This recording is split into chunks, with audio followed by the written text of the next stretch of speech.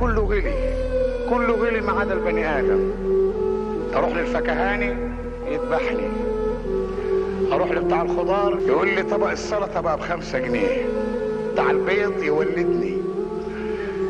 اروح للسكن يدفع 50,000 جنيه، 50,000 جنيه عشان تاخد شقه تسكن بعد 6 سنين، تروح تستلم تلاقي واحد تاني قاعد. ما تفهم ازاي؟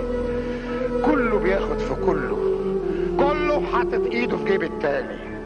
النهارده رطل الطماطم ب5 تعريف، اللحمه اللي كانت ب4 ساب النهارده ب8 وناكلها بكماشه، علبه السجاير اللي كانت بساب بقت بسغين ومن غير كبريت، الرز بنسمع عليه سامع. يعني قصدك ايه من التشكيك؟ قصدي يعني اقول لسعادتك انه ما يصحش كل شيء ولا مؤاخذه يغلى ثمنه، وبني ادم بني ادم هيفضل زي ما هو، لازم رخر يغلى مع السوق، يرتفع شويه.